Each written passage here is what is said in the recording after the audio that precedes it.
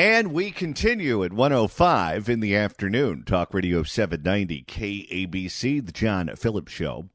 Mr. Randy Wags in Culver City. Kevin writes in at johnnydontlikeshow@gmail.com on Trump talking to Bass. What's infuriating is when you listen to the whole discussion play in real time, there's this air of disrespectfulness from Karen Bass. She keeps talking over the president, and every time she does, he nails her on how stupid her policies are and what a crappy job she's doing. And to go back to a point I made the last hour, typically it is the local officials who speak out on behalf of the local residents, and it's the federal officials who are the ones in the hot seat. Think about what happened in Michigan, in Flint, Michigan, with the drinking water, where you have the local officials who are saying, our people are getting screwed by these big corporations and a lack of government regulation that results in drinking water that's not safe to drink. And then you bring the feds in, whether they're from the EPA or wherever, and you put them in the hot seat, and you have the local members of the council, state legislator, fill in the blank, who speaks on behalf of the people. In this particular exchange, it was reversed. It was Trump who was speaking out on behalf of the people, and it was Karen Bass and company who was backpedaling and humming the whole time. Now, here's another interesting part of this roundtable is when one resident was asking Trump to make sure that they don't just write California a blank check because these local elected officials have shown that they squander money with no track record of where it goes.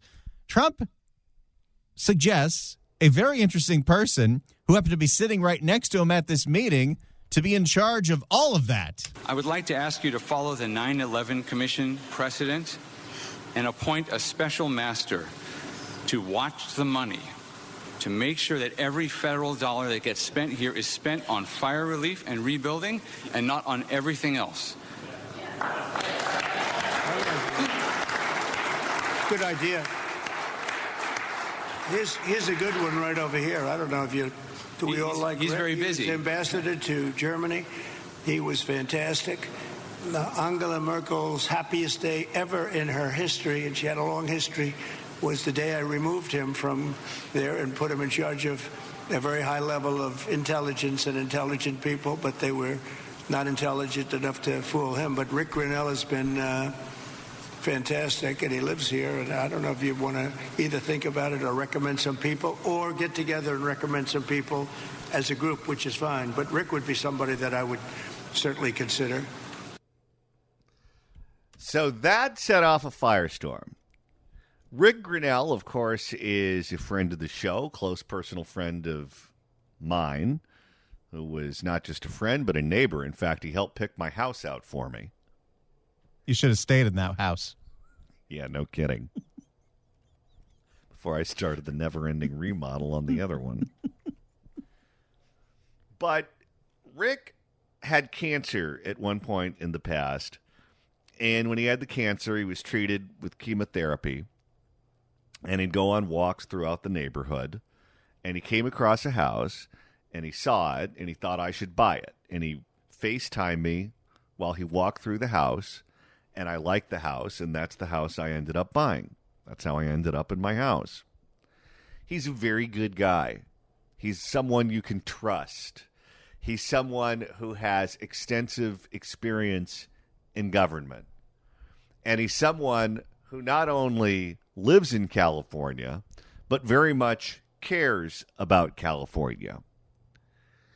When he came back from DNI, and he came back from Germany, and he left government employment and was looking for something to do, a lot of people tried to recruit him to run for governor during the recall election of Gavin Newsom. And Rick seriously thought about doing it. He thought about getting involved in electoral politics, putting his name on the ballot, and running for governor. And ultimately, he ended up deciding against it. He ended up deciding against being a candidate. We had a number of candidates, including Larry Elder, who finished first. the former mayor of San Diego, Kevin Faulconer, Kevin Kiley at that point ran for governor, Caitlyn Jenner, and others. And it was unsuccessful, but it put California politics and the condition of this state and the poor performance of Gavin Newsom on the national stage. Don't forget, this was during COVID when there wasn't a whole lot going on. So California news became national news through that recall. But Rick started an organization, Fix California, where he is focusing on trying to bring California from being a blue state to being a state that is a purple state, where Republicans are relevant and one-party rule is not how the state functions, where there are legitimate debates over policy that take place, and the man or the woman with the best idea ends up winning. That's healthy for democracy. That's healthy for California. For those of you who have lived here a long time, you know what I'm telling you, that California worked much better when there was the threat of losing an election if you did not perform. And now there is zero threat for incumbent Democrats of losing re-election if they do not perform. We saw this happen, for example, with the insurance commissioner, Ricardo Lara, last time around. It was no secret that the state had an insurance crisis, but in a Democratic state, if you're the Democratic candidate, you get reelected, and that's the way it works. So Rick is trying to bring balance back to California. And he was appointed to a position by Donald Trump this time around that would essentially make him our envoy, our spokesman, our representative in all the hot spots around the world, whether it's Venezuela, North Korea, fill in the blank. And California is such a mess right now. We're such a basket case that we almost could be considered a hotspot.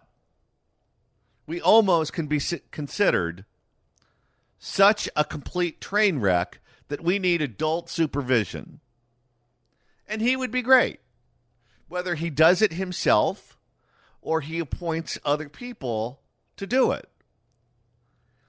As I mentioned before, Rick is a friend of the show. Rick has appeared on this show any number of times to talk about issues state and local and national and international. But there are a number of people on this program who would be great in that role that he could appoint. Wouldn't you feel comfortable if Chuck DeVore was in charge? Or Barbara Stone? Or Roy Ashburn? Or John Kupal? Susan Shelley? There are great people who understand this state backwards and forwards who could make sure that that money goes to the actual victims of the fire and not to all of the political middlemen who tend to take all of this money. As I mentioned before, if you give these people money, and by these people, I mean at the state level, the county level, the municipal level, the special district level, you name it, you know what they're going to do. They're going to want to turn around and give it to these crooked homeless organizations. They're going to want to give it to their preferred developers. They're going to want to give it to labor unions. They're going to want to give it to anyone who can help them politically. That's where the money is going to go. I will promise you that. If you're Karen Bass in particular, you have a motivation to make sure that you get all of the troops in line, because your reelection, which was going to be very easy, suddenly became a lot more difficult.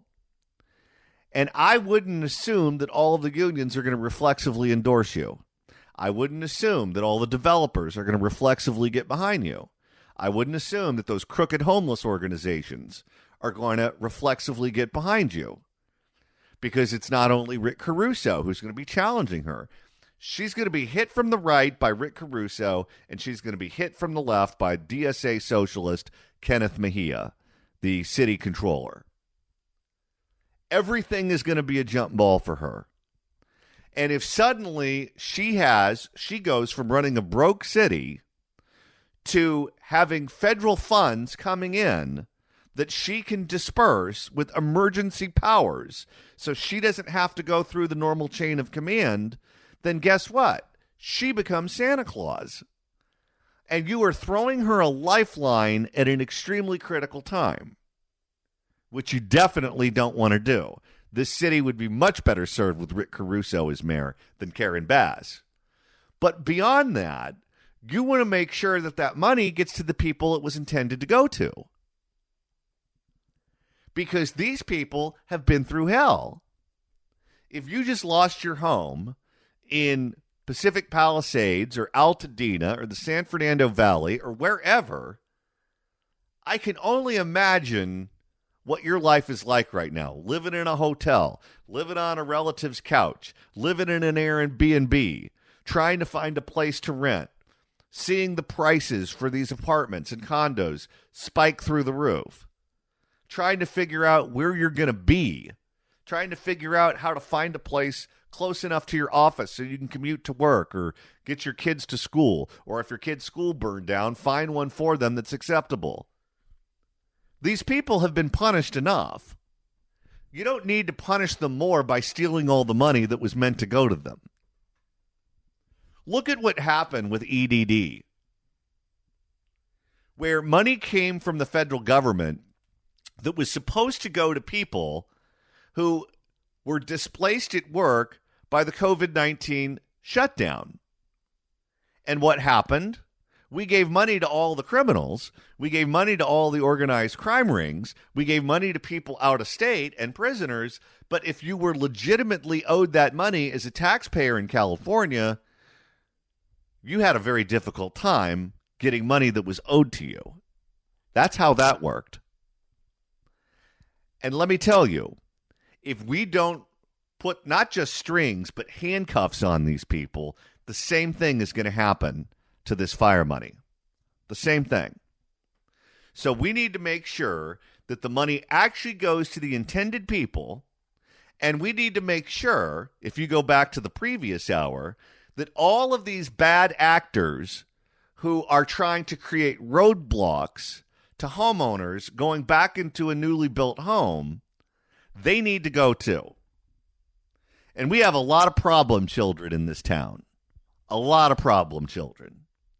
But if you're going to put one of them at the top of the list, you can put the fake doctor, Barbara Ferrer. Yeah. The fake doctor has been a thorn in the side of sanity in this town ever since she flew in on her broom. During COVID-19, when she was standing there at those press conferences in her white lab coat, being referred to as Dr. Ferrer, Dr. Ferrer, Dr. Ferrer, and she spoke with great authority about subjects that she knows nothing about, and she ruined people's lives, she ruined people's businesses, she ruined the psyches of children, and she did all of that without a care in the world. And now she has learned nothing. You go back to her interviews after COVID-19. They said, what's your biggest mistake?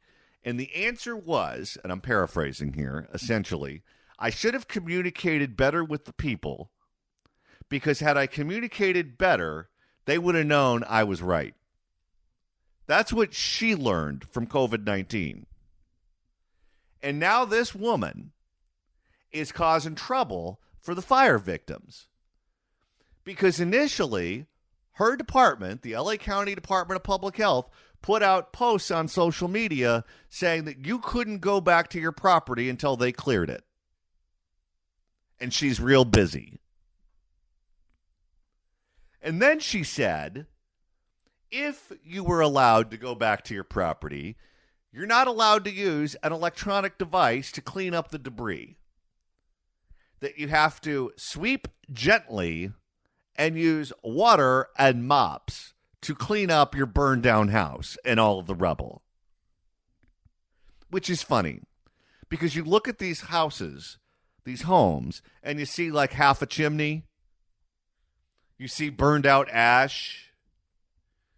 You see piles of large objects. And her advice is to mop it up. How do you mop up a chimney? Where's Martha Stewart when you need her? I never remember that segment on the Today Show. Let's throw it to Al Roker and find out what we're going to learn today from Martha Stewart. Al, what do you have for us today? Well, we're going through a problem that every housewife seems to have every cleaning season, and that is how you mop up a chimney. Martha, what's your advice? Nobody mops up a chimney, but that's what the fake doctor said, because she's full of good ideas. So this weekend, when people were talking about the press conference, the aftermath of the press conference, I responded to a tweet from RIc Grenell, who was the one that was just referenced by President Trump, who was at the press conference, who may be the man in charge of keeping an eye on federal dollars meant to go to homeowners who lost their homes here in California. He tweeted at Mayor of L.A., Karen Bass, and said, the National Guard and the police are still not allowing people to their homes this morning. Why? Let them in. And then I responded to that tweet by saying, if the mayor lets you go home, the fake doctor, Barbara Ferrer, says you can't use a power air blower to clean up the debris, and instead must use, quote, gentle sweeping followed by wet mopping or HEPA vacuums, end quote. Great. Now moving in requires Ann B. Davis, too. In response to that, RIc Grenell retweeted me, quote tweeted me, and said, in regard to the fake doctor, Barbara Ferrer, she needs to be fired. This should be a prerequisite for federal funding. Now, we've entered an interesting space. Because if RIc Grenell is the man who is in charge of keeping an eye on federal dollars, and he says it is a prerequisite for federal funding that the county of Los Angeles needs to fire the fake doctor, Barbara Ferrer, what I see is a very interesting game of chicken. Because even though the county of Los Angeles understands that the fake doctor is a complete and total buffoon, they have been willing to stand by her and deal with all of the negative attention that she attracts. But now that they need money, now that they're standing there with a tin cup in their hand outside the White House, and they need those dollars to do what they want to do, well, now we're in an interesting place. Because if Donald Trump subscribes to the idea that the fake doctor needs to go before he's willing to write a check, then the county of Los Angeles has to make some decisions. How married are they to the fake doctor? Are they so enamored with her and mesmerized by a spell that she has cast that they're willing to pass on those very needed dollars to keep Barbara Ferrer as the director of public health? I think if the federal government actually stands by this statement, I think this may be the beginning of the end for the fake doctor.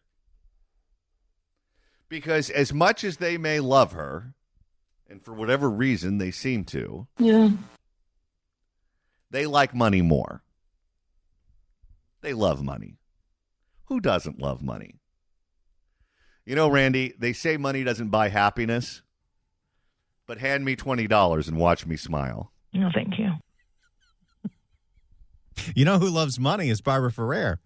She gets $650,000 a year to do this job. That's right. She does. For now. But the question is, will she in the future? If Donald Trump says no money unless you fire Barbara Ferrer, do you think the county keeps her? Or do you think Barbara Ferrer is going to be parking cars at the DoubleTree by the airport? What say you? at 800-222-5222, 1-800-222-5222. If you'd like to email the show, you can do so at johnnydon'tlikeshow@gmail.com. That's johnnydon'tlikeshow@gmail.com. And Randy, now that we've hit the halfway point of today's show, if you want to continue listening to us after we sign off at 3, that's easy to do. All you got to do is go to KABC.com, click on podcasts, go to the Apple Podcast app, iHeart, Spotify, search for The John Phillips Show, hit subscribe. You can download all the episodes. Next slide. You can do a Google on the YouTube or get that handy-dandy KABC app. No, thank you. Search KABC AM in the Apple App Store or the Android Store. It's the easiest way to listen live to this radio station and download all the podcasts. Anybody can do this, even Barbara Ferrer. You know how to download a podcast, right? I have no idea. You just use your phone. I have tech issues. Okay, she's a lost cause, but you could download it. And Randy, we're going on the road. How exciting is this? Mark your calendars for Friday, February 7th. Come see Johnny and I broadcast live from noon to 3, Friday the 7th at Rove in Santa Ana in Orange County. Rove Santa Ana is a full-service EV charging station with 40 ultra-fast EV chargers, a 24/7 lounge with restrooms and free Wi-Fi, a car wash, and a premium convenience store, Recharge by Gelson's. We're going to have free samples from vendors and barbecuing coming on, so come hungry as we broadcast live in Orange County. Rove and Recharge by Gelson's are located at 1008 East 17th Street in Santa Ana, off the 5 at the corner of East 17th and Lincoln Avenue. We'll see you live Friday the 7th. RIc Grenell says there will be no money from Donald Trump unless the county of Los Angeles fires Barbara Ferrer. Do you believe the county will get rid of Babs? All right, let's go to the phones at 800-222-5222. Let's begin with David in Pasadena. David, hello. How you doing? Good. Yes, Barbara Ferrer is really the Grim Reaper, and she just loves reporting the COVID deaths in her monotone voice. Yeah. Have we heard the COVID deaths come out of her mouth, Randy, in the robot Ferrer voice? I don't think we've heard that specifically. She saves the robot voice specifically for sarcastically going after people that don't like to wear the mask. I don't like wearing a mask. I find it annoying. Thank you for the call, Sarah. Let's go to Joe in Studio City. Joe, hello. Hey there. Yes, I believe that Gavin will probably lead the way to open the door to kick the fake doctor out. Remember, he doesn't like her. She needs to go. She's ruined too many lives, and people have lost their jobs, their livelihoods. She must go. Perfect. Go, Rick. He doesn't like her, and I've been told from multiple people at the county level that he complains about her to the Board of Supervisors, but he won't lean on them publicly to get rid of her. When he was being recalled from office, one of the things that he blamed was the negative attention that she attracted, and he thinks that her actions led to, in part, his recall.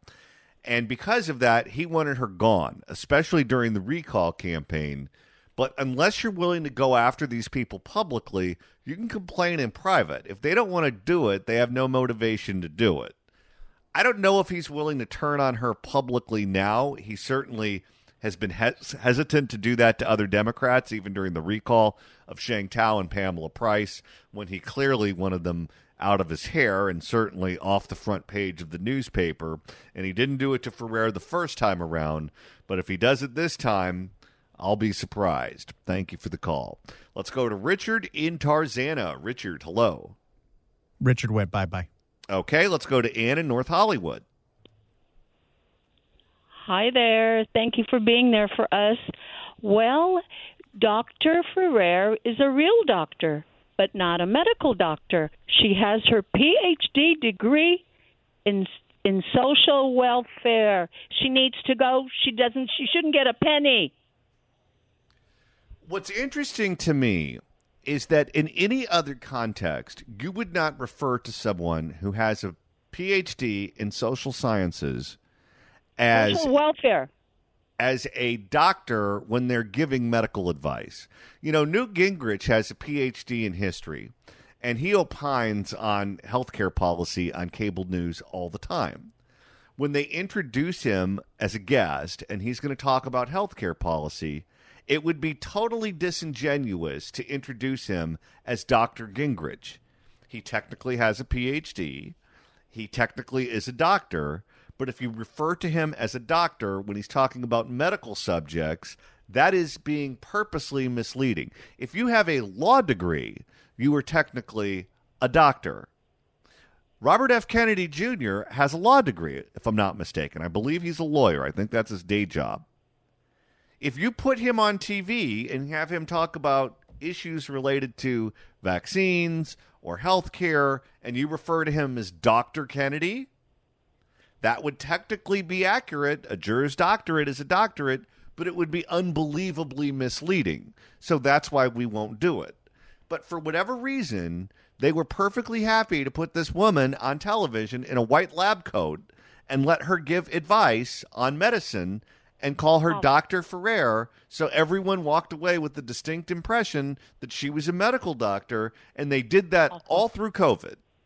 And they did that on purpose because they wanted to confuse you. Absolutely lied to us all the time. Thank you for the call. Absolutely. Absolutely. Let's go to Ronnie in Seal Beach. Ronnie, hello. Oh, my good friends, John and Ken. I mean, John and Randy. Oh, come on. That guy's not even around Randy, anymore. Randy, I love you, but I know. Ken's on a, where is he at? He's on a canoe somewhere in the Pacific Ocean. I didn't mean that. I love you, Randy. I'm sorry. I'm tired. All good. I've had a long day. All good, Ronnie. Hey, you didn't call us Ken and Bob. You know, guys, I would never do that. Come on. Listen, real quick. I made a little note here. Oh yeah, if they put money, if they put conditions on that money, it would be Barbara Who, because you know damn good and well they're all about the money, and they would sell her out in a minute. And also, they'd save $630,000 a year, so they'd be saving on her salary, and they'd be getting Trump dollars.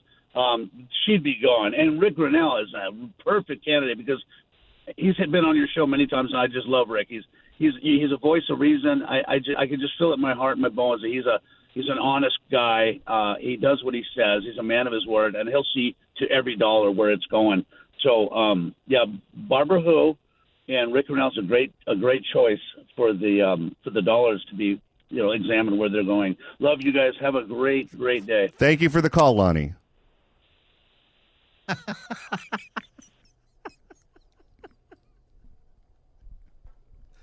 Let's go to Kevin in Eastvale. Kevin, hello. Hey, John and Randy. Thanks for taking my call. I love your show. Thank you. I'm calling because I've been up there to the Eaton and Palisades fire areas. I'm not going to tell you what I do for a living. I can't tell you that. But I can tell you that to answer your question, I don't think Barbara Ferrer is going anywhere. All you got to do is turn on your local news. I just saw it within the past hour on Channel 5. And the COVID is as dead as disco. The new thing is going to be that fire ash from, those fires that we've had every year since the beginning of time. Ash is the new public health emergency. And I can tell you how I know that is because up there working in those fire areas, every team that goes up there that I've seen has had a monitor, and I didn't know who he was until I found out he was wearing a badge, Department of Public Health, who's specifically up there telling people, when they're digging up ash and powdered bones up there from all the people who died, don't stand in the cloud of ash. That's dangerous. So there's no doubt in my mind she's sticking around. I know that, Trump has talked about disbanding FEMA. I'm sure they're just rubbing their hands together at that prospect because as much as they want to say they can condition that money, it's going to be impossible to track it all. And they would love for FEMA to step out of it and give it all to the state and give it all to these people so it's all unmonitored. And we can tell everybody that ash is a public health emergency and ash is the root of all evils, and it's environmental justice and all that garbage. Well, if you go to a Starbucks and you order a cup of coffee, you have to look at that, what is it, Prop 65 warning that tells you the coffee's going to give you cancer?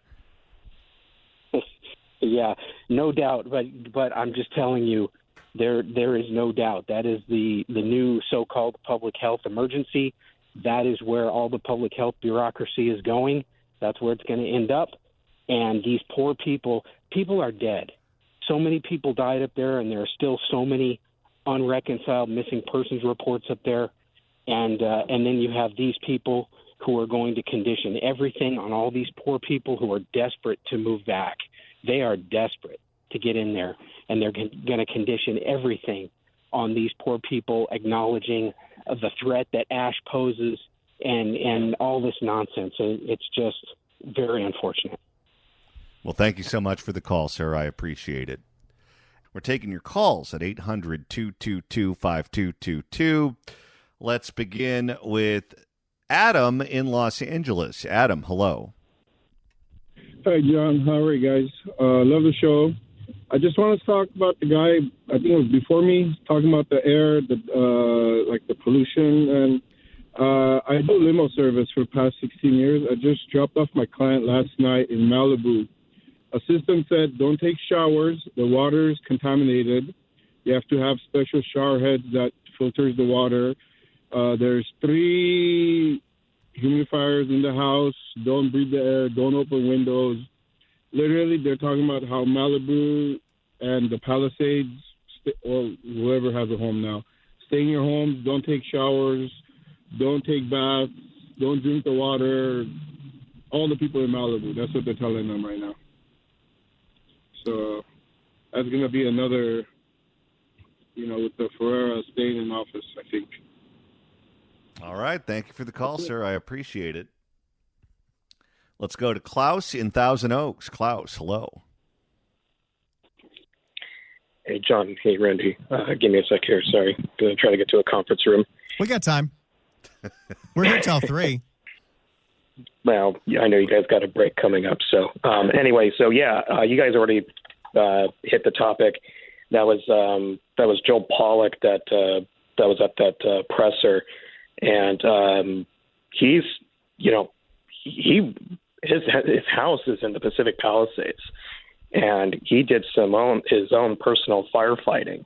I don't know if that saved his house or not, but he saw it, and it was just great that he was at that press conference. So, but on the topic of would LA County fire the crypt keeper, I hope so. I'm not going to say yes. I'm not going to say no. I'd say I just hope so. Like, is it bad enough for LA residents to fire her ass?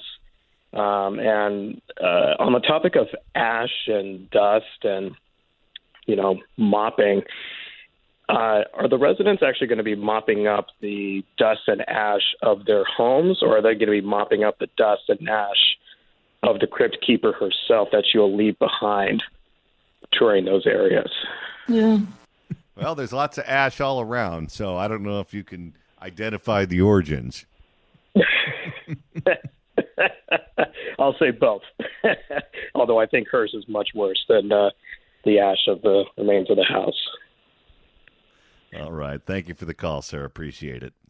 Let's go to Bob in Encino. Bob, hello. Yeah, I've had a little experience with fire reconstruction over the years. And one of the big hang-ups between the local government and the state is you have these state agencies like Cal OSHA, AQMD. So when we have a fire, the fire department's required to notify these people. I'll give you an example. We had a fire set in an apartment building. First floor was pretty much gutted out. Fire department came in, put out the fire, and then threw the burning furniture out the windows into a courtyard, a lawn area. Cal OSHA showed up the next day and cited us for that, for having what they claimed could be asbestos-covered furniture because of the drywall, cited the property owner. We explained to them it was the fire department that threw it out there. Well, we should have known better. Then they came to our office to have a discussion with us, and one of their inspectors was with them, went to a file cabinet, opened it up, pulled out the whiteout. You know what whiteout is for correcting typing errors? Oh, yeah. Wanted to know if we had a product data and safety sheet for whiteout. I said, what's that? Then they wrote us a $5,000 fine because the secretary might decide to drink the whiteout, and we wouldn't know how to treat her. These are the same agencies that put in every single apartment building in California a sign that says there are cancer-causing agents in this building.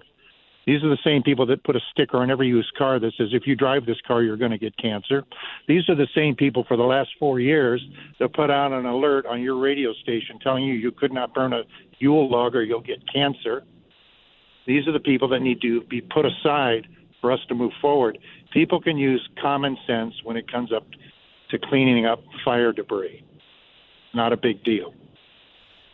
When I was a baby, my grandparents had a house out in a rural portion of Apple Valley, and my parents dropped me off there for the weekend.